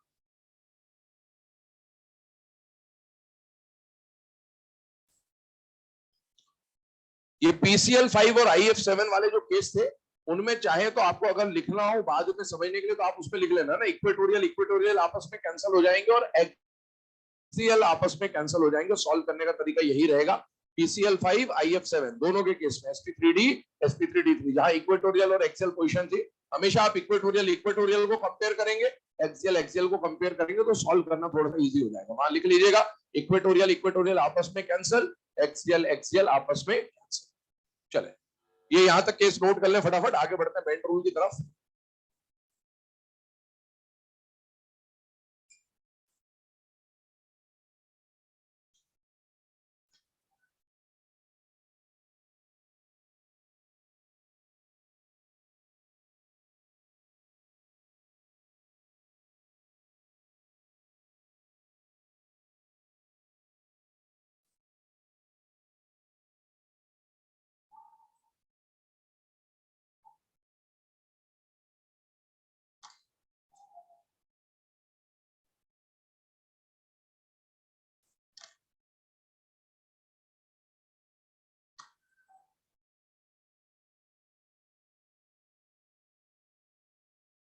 चलो बेटा, बेंट रूल के ऊपर डिस्कशन कर रहे हैं। बेंट रूल क्या है, किस तरह से काम करेगा? बेंट रूल जो है इसका, वैसे तो अगर मैं एप्लीकेशन की बात करूं तो बहुत वास्ट एप्लीकेशन होता है, ठीक है ना, खासकर बॉन्ड एंगल बॉन्ड लेंथ दोनों निकालने में बेंट रूल का एप्लीकेशन होता है, लेकिन बॉन्ड एंगल हम लोग पढ़ चुके बिना बेंट रूल के, और बॉन्ड लेंथ भी हम पढ़ेंगे बिना बेंट रूल के, ठीक है, सीधी सी बात है, अपन बेंट रूल को यूज नहीं करेंगे। बस इसके बारे में पता होना चाहिए कि ऐसा कोई रूल है, और जहां पर इसकी जरूरत पड़ रही है हम उसको डिस्कस कर रहे हैं, समझिए। बेंट रूल कब से, तो ये sp हाइब्रिडाइजेशन से लेकर sp3d3 हाइब्रिडाइजेशन तक आप कहीं भी लगा सकते हैं, लेकिन एक बात समझिए, अगर हाइब्रिडाइजेशन sp है या sp2 है या sp3 है, और या फिर हाइब्रिडाइजेशन sp3d2 भी है, तो ये वो हाइब्रिडाइजेशन है बेटा जिसकी सारी पोजीशंस आपस में क्या होती है? सेम, सारी पोजीशन सेम होती है।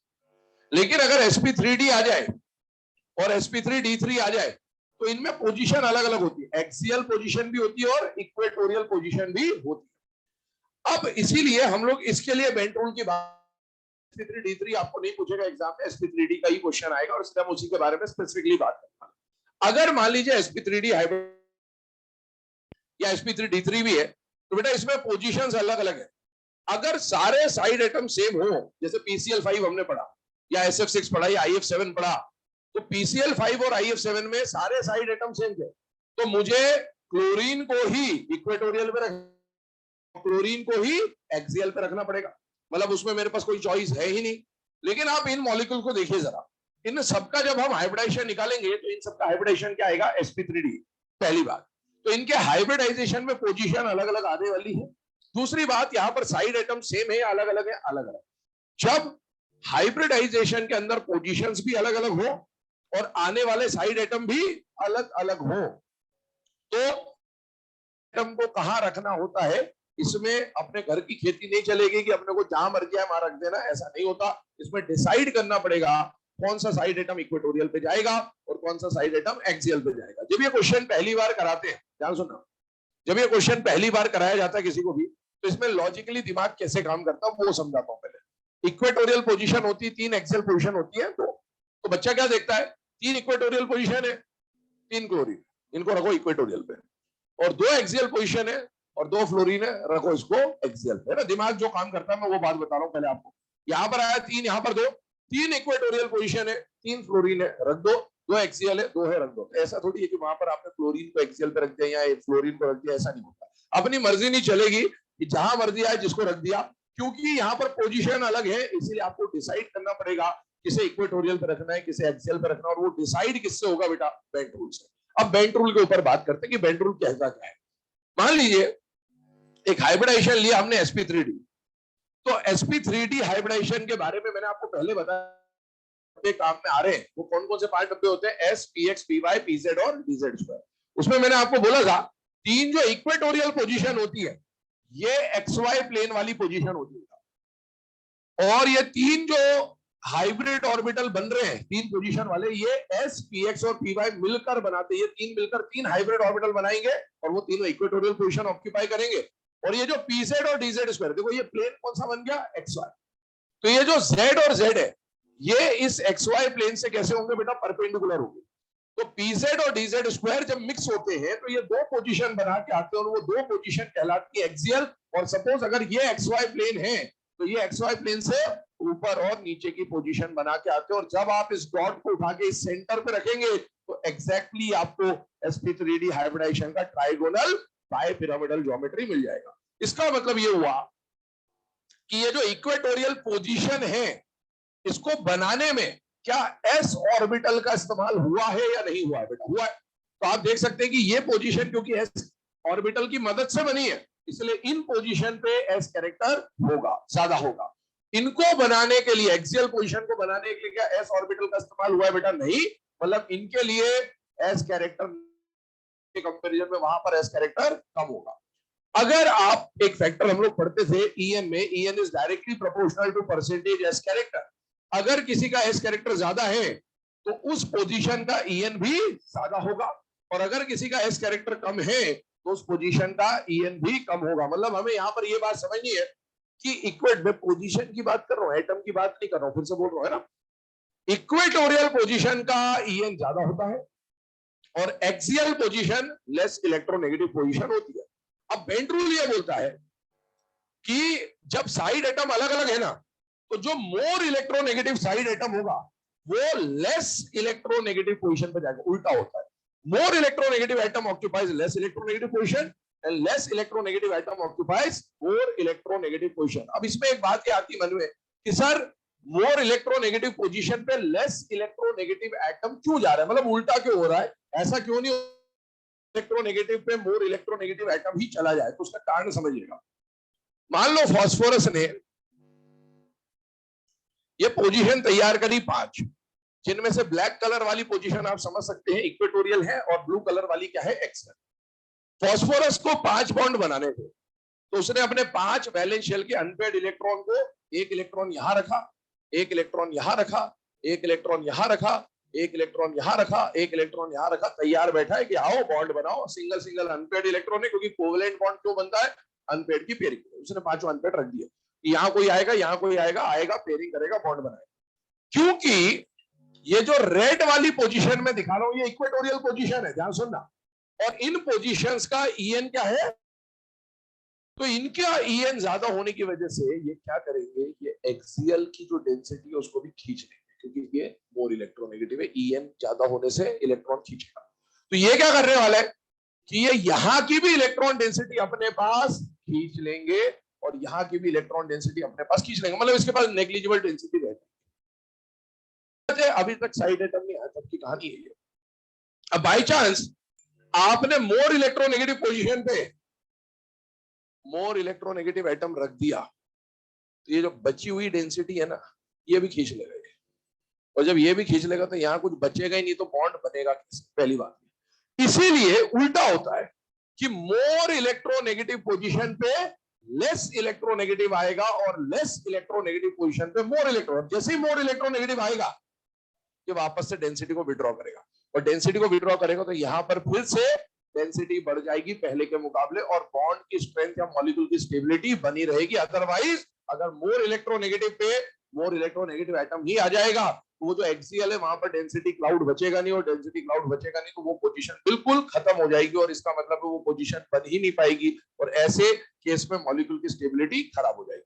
तो हमेशा उल्टा आपको बताएगा। पहले काम करें, इतना जो बेंट रूल में बताया गया इसको नोट करें, फिर इसको अप्लाई करते हैं यहाँ पर।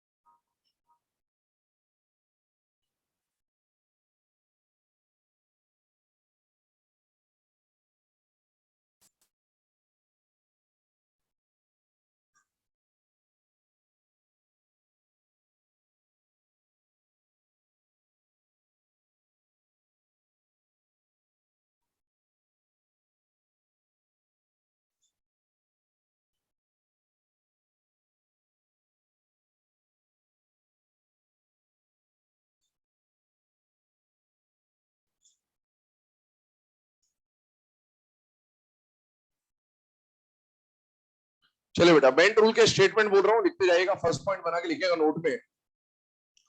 Less electronegative atom, less electronegative atom occupies less electronegative atom occupies more electronegative position.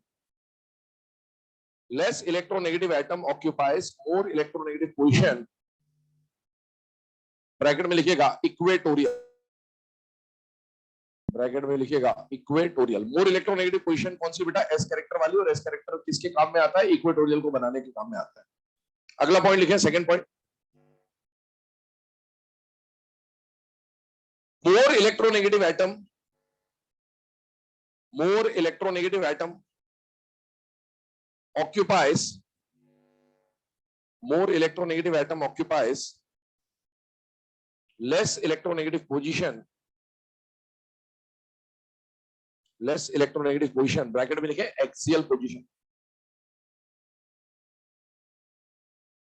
और थर्ड पॉइंट लिखे इसके बाद, lone pair and multiple bonds, pair and multiple bonds occupy a position, where percentage as character where percentage as character is more, where percentage as character is more, bracket में equatorial position, bracket में equatorial position. चलिए, ये 3 point लिखने के बाद इसको apply करना समझ लेते हैं हम लोग, किस तरह से इसको अप्लाई किया जाएगा। सबसे पहले आपके सामने एग्जांपल है बेटा PCl3F2 या PCl2F3 या XeO2F2, सबका हाइब्रिडेशन आपने निकाल लिया, sp3d है। sp3d में पोजीशन अलग अलग होती है। अगर सारे साइड एटम सेम होते मुझे बेंड टूल की कोई जरूरत नहीं थी, मुझे जिसको जहां रखना था वहां रख देता। लेकिन अभी पोजीशन भी अलग है और साइड एटम भी अलग है, तो कौन सा साइड एटम इक्वेटोरियल पे जाएगा, कौन सा एक्सियल पे जाएगा, ये डिसाइड करेगा बेंड टूल। और बेंड टूल के अकॉर्डिंगली देखिए, क्लोरीन और फ्लोरीन में से क्लोरीन लेस इलेक्ट्रोनेगेटिव एटम होता है, और less electronegative atom equatorial position occupy करेगा। 3 इक्वेटोरियल पोजीशन थी, 3 ही क्लोरीन है, तीनों ने एक एक इक्वेटोरियल पोजीशन ऑक्यूपाई कर ली, और 2 फ्लोरीन है, 2 एक्सियल पोजीशन है। अब आप देखो इक्वेटोरियल को इक्वेटोरियल से कंपेयर करिए, ये तीनों सीएल एक दूसरे से बेटा 120 डिग्री के एंगल पे है, ट्राइंगल लॉ से क्या हो जाएंगे, कैंसिल हो जाएंगे, और दोनों फ्लोरीन 180 पे है, इक्वल एंड ऑपोजिट है, कैंसिल हो जाएंगे। नेट डाइपोल मोमेंट कितना हो जाएगा, 0, और स्पीशी कैसा हो जाएगा बेटा, नॉन पोलर। सेकंड वाले केस पे आते हैं। अगेन क्लोरीन लेस इलेक्ट्रोनेगेटिव है, और लेस इलेक्ट्रोनेगेटिव ऑक्यूपाई करेगा इक्वेटोरियल पोजीशन। तो बेटा इक्वेटोरियल पोजीशन 3 है, लेकिन क्लोरीन 2 ही है, तो 2 क्लोरीन को तो पहले हमने इक्वेटोरियल पे रख दिया। आगे बढ़, क्लोरीन मोर इलेक्ट्रोनेगेटिव एटम है, और मोर इलेक्ट्रोनेगेटिव एटम ऑक्यूपाई करेगा एक्सियल पोजीशन को। तो बेटा एक फ्लोरीन यहां रखा, एक फ्लोरीन यहां रखा, अब एक फ्लोरीन बच रहा है और उसको जाना है एक्सियल पे, लेकिन एक्सियल पोजीशन हो गई खत्म, और इक्वेटोरियल पोजीशन बची, और उस पे आने फ्लोरीन मजबूरी में इक्वेटोरियल पोजीशन पे जाके बैठ जाएगा। और जब ये यहां पर बैठा, तो आप डाइपोल मोमेंट के रिस्पेक्ट में सिर्फ इक्वेटोरियल इक्वेटोरियल और इक्वेटोरियल ही देख लीजिए, आपको कहानी समझ में आ जाएगी कि दोनों क्लोरीन का रिजल्टेंट इधर और फ्लोरीन का रिजल्टेंट उधर, डायरेक्शन भले ऑपोजिट है लेकिन मैग्नीट्यूड बराबर नहीं होगा, और इसीलिए डाइपोल मोमेंट कैंसल आउट नहीं होगा, और मॉलिक्यूल कैसा हो जाएगा, पोलर। XeO2F2 पे आते हैं, हाइब्रिडाइजेशन sp3d, और इसमें एक लोन पेयर बेटा, और मैं आपको पहले भी बता चुका हूं कि यहाँ पर जो लोन पेयर आता है वो हमेशा इक्वेटोरियल पोजीशन पे आएगा, चाहे एक हो, चाहे 2 हो, चाहे 3 हो। यही हमने थर्ड स्टेटमेंट में भी लिखा है कि लोन पेयर कहां जाता है, इक्वेटोरियल पोजीशन। अब इसमें फ्लोरीन मोर इलेक्ट्रोनेगेटिव है, मोर इलेक्ट्रोनेगेटिव गया एक्सियल पे, और ऑक्सीजन कंपैरेटिवली लेस इलेक्ट्रोनेगेटिव है, कहां गया, इक्वेटोरियल पे। और एक जो थर्ड पॉइंट में लिखाया भी गया है कि मल्टीपल बॉन्ड वाले वो कौन सी पोजीशन ऑक्यूपाई करते हैं, इक्वेटोरियल, वही बात आ रही है यहाँ पर। अब आप इसमें सोचें तो बेटा ये लोन पेयर, ये ऑक्सीजन और ऑक्सीजन का बॉन्ड पेयर क्या आपस में कैंसिल हो पाएगा, नहीं। और इसलिए एक बात बताओ, क्या फ्लोरीन फ्लोरीन का वेक्टर कैंसिल होगा या नहीं होगा, नहीं होगा। ये बेंट है सा सीसॉ ही है, ध्यान रखना, सीधा बनाया है लेकिन ये सीसॉ, तो कुछ भी कैंसिल नहीं हो पाएगा यहाँ पर, और नेट डाइपोल मोमेंट क्या आ जाएगा, नॉन जीरो, और स्पीशी कैसा हो जाएगा, पोलर। हम लोग comparison of dipole moment start करते हैं। तो जुगाड़ वाला केस है, किस तरह से चेक करना होता है, डेल्टा ई एन से।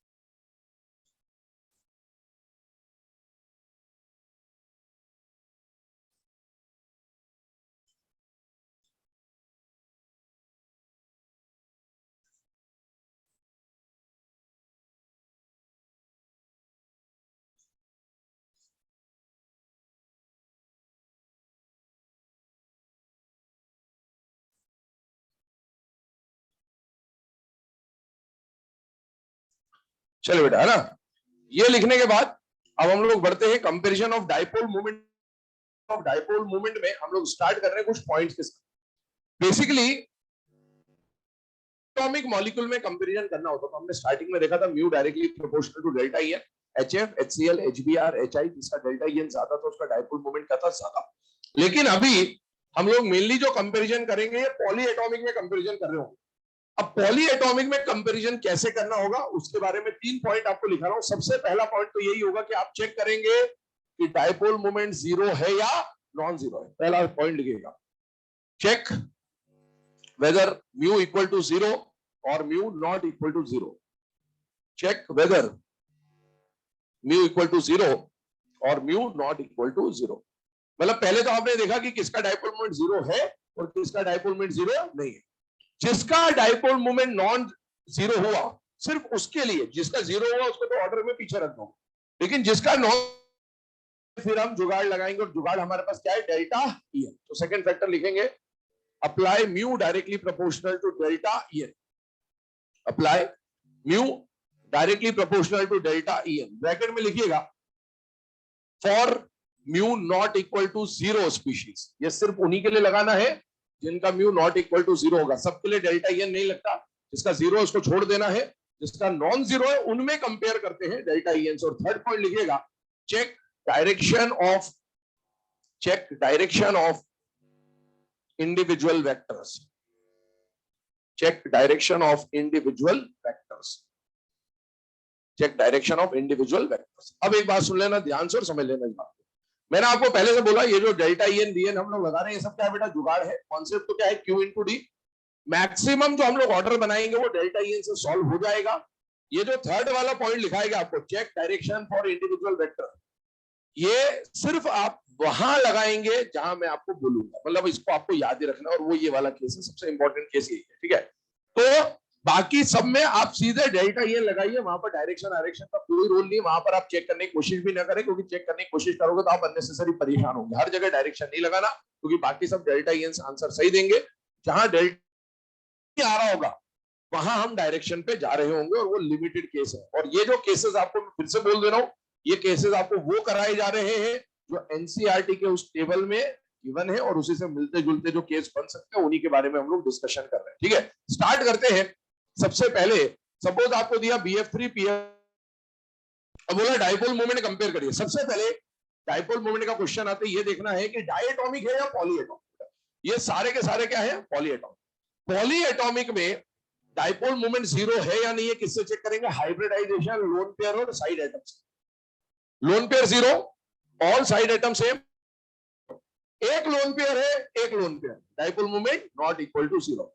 जिसका डाइपोल मोमेंट जीरो वो ऑर्डर में गया पीछे, और जिनका नॉट इक्वल टू जीरो सिर्फ उनके लिए हम लोग क्या लगा रहे हैं बेटा, डेल्टा ई एन। और जिसका डेल्टा ई एन ज्यादा उसका डाइपोल मोमेंट भी ज्यादा, और जिसका डेल्टा ई एन कम उसका डाइपोल मोमेंट भी कम। ये ऑर्डर बन के आ जाएगा। अगर आपने गलती से यहां डेल्टा ई एन लगा दिया फिर अगले साल मिलेंगे वापस, क्योंकि इसके लिए डेल्टा ई एन नहीं लगाना, क्योंकि इसका तो डाइपोल मोमेंट जीरो है। इसमें डेल्टा ई एन लगाओगे तो सोचो बोरॉन का जो वैल्यू है वो 2 है, और फ्लोरीन, तो इसका वैल्यू जब सॉल्व करोगे 2 आएगा। क्या बात समझ में आ रही है आपको? हमेशा पहले जीरो और नॉन जीरो चेक करना है, ये बात हमेशा ध्यान रखिए। चलिए आते हैं अगले केस पे, NH3H2O। बेटा CH4 का डाइपोल मोमेंट जीरो होता है, NH3 और जो अभी मैंने 20-25 केस आपको लिखा है उनमें ये सब हमने डिस्कस कर लिए, कौन जीरो है कौन नॉन जीरो है। ये नॉन जीरो, एक लोन पेयर, और water is a polar solvent आपको बताया था, इसका भी नॉन जीरो आएगा। जिसका डाइपोल मोमेंट जीरो वो ऑर्डर में गया पीछे। बाकी जो नॉन जीरो है इनके लिए आप क्या निकालेंगे बेटा, डेल्टा ई एन निकालेंगे। जिसका डेल्टा ई एन ज्यादा उसका डाइपोल मोमेंट ज्यादा, जिसका डेल्टा ई एन कम उसका डाइपोल मोमेंट कम। और जीरो वाला कहां चला जाएगा बेटा, सबसे पीछे चला जाएगा। अगले केस पे आते हैं, NH3 और SO2 सपोज आपको दिया गया। सबसे पहली बात, इसके पास एक लोन पेयर है, dipole moment not equal to zero. एक लोन पेयर है, dipole moment not equal to zero. जैसे ही dipole moment not equal to zero आया, आप डेल्टा ई एन लगाओगे तो बेटा 3 - 2.1 0.1 और 3.5 - 2.51, दोनों में से जिसका डेल्टा ई एन ज्यादा उसका डाइपोल मोमेंट ज्यादा। आगे बढ़ जाते हैं, H2O और H2S, ध्यान से देखिएगा। H2O एक पोलर सॉल्वेंट होता है, तो बेटा इसका तो डाइपोल मोमेंट नॉन जीरो ही हमें पता है। और क्या H2S उसी ग्रुप का है या नहीं है बेटा, है। अगर ये नॉन जीरो है तो ये भी नॉन जीरो होगा। अब ये भी नॉन जीरो, ये भी नॉन जीरो, सॉल्व किया 3.5 - 2.1 एंड 2.5 - 2.1 सॉल्व किया तो 1.4 0.4। जिसका डेल्टा ई एन ज्यादा उसका डाइपोल मोमेंट ज्यादा। आगे बढ़ते हैं H2OF2 की तरह। ये और ये दोनों अभी डिस्कस किए हुए थे इंडिविजुअल केसेस में। नॉन जीरो, नॉन जीरो, जब दोनों का dipole moment not equal to zero आ रहा है तो जिसका डेल्टा EN ज्यादा उसका डाइपोल मोमेंट भी ज्यादा, ये ऑर्डर बन के आएगा। और ये सारे ऑर्डर बिल्कुल परफेक्टली फिट बैठते हैं डेल्टा EN से। आते हैं अगले केस की तरफ, और अगला जो केस है वो है NH3 और NF3 का, जो कि सबसे इंपॉर्टेंट केस है बेटा इस पूरे टॉपिक का। पूरे डाइपोल मोमेंट के टॉपिक में अगर आपको कोई एक ऑर्डर बिल्कुल रटा हुआ होना चाहिए तो वो यही ऑर्डर है। एग्जाम में आपने भी देखा होगा मैक्सिमम टाइम यही ऑर्डर पूछा जाता है। और क्यों पूछा जाता है? क्योंकि एनसीईआरटी में कोई एक केस अगर एक्सप्लेन किया हुआ है तो यही केस एक्सप्लेन करा, पूरा एक पैराग्राफ लिखा एनसीईआरटी ने इसके बारे में। और इसीलिए क्वेश्चन जब आता है तो इसी के ऊपर कंपेरिजन का क्वेश्चन मोस्टली आपसे पूछा जाता है। NH3 NF3 देखिए, एक lone pair non zero, non zero, delta EN निकाला, डेल्टा EN निकाला, जिसका डेल्टा EN ज्यादा उसका डाइपोल मोमेंट ज्यादा होना चाहिए था, तो ये ऑर्डर बनना था, लेकिन ऐसा मिला नहीं। एक्चुअल में डाइपोल मोमेंट किसका मिला? इसका ज्यादा मिला। और उसको एनसीईआरटी उस पैराग्राफ में समझाता है डायरेक्शन ऑफ वेक्टर से। पहली बात, यहां पर लोन पेयर और लोन पेयर का डायरेक्शन कैसा हो जाएगा? Outwards, towards more electronegative atom, towards more electronegative atom. अब इन दोनों का, ये सपोज सेंट्रल एटम है, ये सपोज सेंट्रल एटम है, एक वेक्टर जा रहा है ऊपर, सेंट्रल एटम के ऊपर वाले वेक्टर का डायरेक्शन ऊपर है, और ये है ड्यू टू लोन पेयर, और ये भी है ऊपर ड्यू टू लोन पेयर। और जो सेंट्रल एटम से नीचे तीन वेक्टर है उन सबका डायरेक्शन भी कहां जा रहा है? ऊपर। और उनका डायरेक्शन कहां जा रहा है? नीचे। ऊपर जो जा रहा है ये है ड्यू टू हाइड्रोजन, और ये जो नीचे आ रहा है ये आ रहा है ड्यू टू फ्लोरीन। अब आप देख सकते हैं यहां पर वेक्टर का क्या हो रहा है बेटा? एडिशन। और यहां पर वेक्टर का क्या हो रहा है? सब्ट्रैक्शन। और इसका मतलब है हमें समझ में आना चाहिए कि जहां पर एडिशन हो रहा है उसका वैल्यू क्या आ जाएगा? ज्यादा। और जहां पर सब्ट्रैक्शन हो रहा है उसका वैल्यू क्या आ जाएगा? कम। इसका मतलब है नेट डाइपोल मोमेंट का जो ऑर्डर है वो ये मिलता है, जो कि डेल्टा EN से ठीक उल्टा है। और ध्यान रखिएगा, डायरेक्शन वाला कॉन्सेप्ट बाकी कहीं मत लगाना, इसी में लगाना, क्योंकि बाकी सबका ऑर्डर डेल्टा EN से परफेक्टली फिट हो रहा है, इसका फिट नहीं होता, इसलिए हम इसको किससे सॉल्व कर रहे हैं? डायरेक्शन से सॉल्व कर रहे हैं। एनसीईआरटी लिखता है इसके बारे में, इसलिए इसके बारे में पता भी होना चाहिए। आगे बढ़ जाते हैं अगले केस की तरफ। एक दो केस और बता दे रहा हूं इसमें जो कंपेरिजन के हैं। जैसे मान लीजिए आपको दिया गया H2O और आपको दिया गया HF। बहुत ध्यान से सुनना इस ऑर्डर के बारे में, ये भी एनसीईआरटी बेस्ड ऑर्डर है। अब देखिए यहां पर आपने डाइपोल मोमेंट देखा नॉट इक्वल टू जीरो है, और हेट्रोडाइटोमिक है dipole moment not equal to zero आएगा। अब अगर dipole moment not equal to zero तो आप डेल्टा EN पे जाएंगे बेटा, और ये हो जाएगा 3.5 माइनस 2.5 2.1, और ये हो जाएगा 4 माइनस 2.1। इसका वैल्यू आता है 1.4, इसका वैल्यू आता है 1.9। कायदा ये बोलता है कि H2 और HF में ये ज्यादा होना चाहिए। और सुनो, सारी स्टैंडर्ड बुक भी यही बोलती है, जो ये ऑर्डर लिखा हुआ है HF ज्यादा है। लेकिन सारी स्टैंडर्ड बुक के ऊपर एक चमत्कारी किताब है, और उसमें वैल्यू जो टेबल में दे रखी है वो वैल्यू इस बात को नहीं मानती है, और इसीलिए सही ऑर्डर को गलत बताता पड़ रहा है मेरे को, है ना? ऑर्डर यही सही है, पर एनसीईआरटी में जो दे रखा है हमको उसको मानना पड़ेगा। और इसीलिए इसका जो ऑर्डर एनसीईआरटी के अंदर दिया हुआ है उसके, तो ये ऑर्डर एनसीईआरटी में दिया है और आपको यही सही मानना पड़ेगा। वैसे कायदे से ऊपर वाला ऑर्डर सही है, सारी स्टैंडर्ड बुक भी वही लिखती है, लेकिन एनसीईआरटी नहीं मानती, वैल्यू नहीं मानती। आपको तो क्लेम यहीं से मिलेगा, अपने को नंबर लेना है, अपने को क्या करना है? एनसीईआरटी से लड़ जाएगा ना। ठीक है, इसको छाप लो, बाकी फिर डिस्कशन करते हैं आगे।